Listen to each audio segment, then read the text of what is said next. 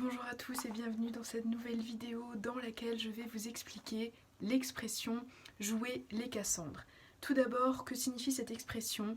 Cette expression signifie faire des prédictions alarmistes ou dramatiques sans être écouté. Cette expression est souvent utilisée pour parler d'une personne qu'on trouve trop pessimiste. Par exemple, oh je suis sûre que demain on a prévu de faire cette rando dans les montagnes, et ben comme par hasard il va pleuvoir, il va faire moche, et ben on va lui dire oh arrête de jouer les Cassandres, on n'en sait rien. En résumé, cette expression veut donc dire prédire des malheurs ou faire des prédictions négatives, ce qui en soi veut un peu dire la même chose mais dit autrement. Bref, cette expression est née au 19e siècle et tire son origine de la mythologie grecque. Dans la mythologie grecque, Cassandre est une princesse troyenne qui a reçu le don de prophétie et la malédiction de ne jamais être crue.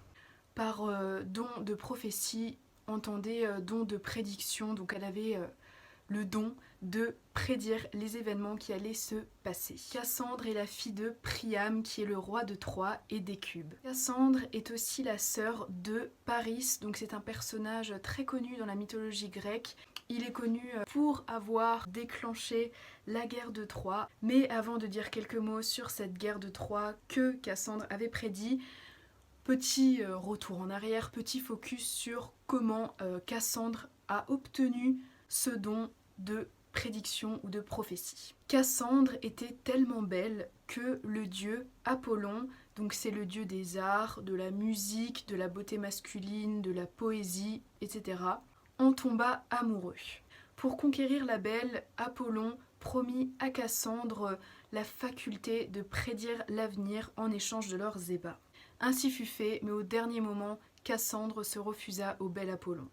Ce qui, bien sûr, le mit en colère, hein, on le sait très bien, les hommes n'aiment pas qu'on leur dise non. Furieux, le dieu des arts cracha sur la bouche de Cassandre, faisant en sorte non pas de retirer son don, hein, ça aurait été trop simple, mais plutôt d'empêcher à jamais qu'elle puisse être crue par quiconque.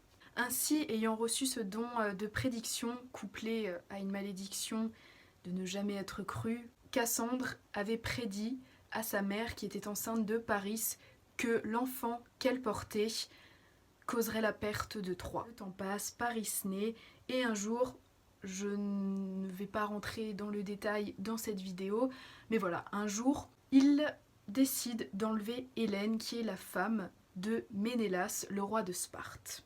Sparte, c'est une ancienne ville grecque du Péloponnèse.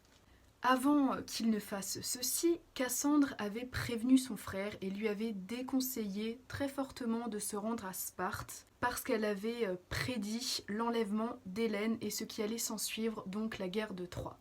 Mais son frère décida de ne pas l'écouter et se rendit à Sparte. S'ensuivit donc tout ce que Cassandre avait prédit, l'enlèvement d'Hélène, la guerre de Troie et au final la chute de Troie. Alors qu'elle avait prédit tous les drames des Troyens, Cassandre se fit enlever par Agamemnon, le roi de Mycène, donc qui était une cité en Grèce. Agamemnon qui souhaitait faire d'elle sa maîtresse et la ramener avec lui en Argolide. Cassandre, une nouvelle fois, prévint le roi qu'il serait assassiné par l'amant de son épouse à son retour dans sa cité du Péloponnèse. Bien entendu, Agamemnon n'en crut pas un mot et fut assassiné par l'amant de sa femme. Et Cassandre périt des mains de l'épouse trompée.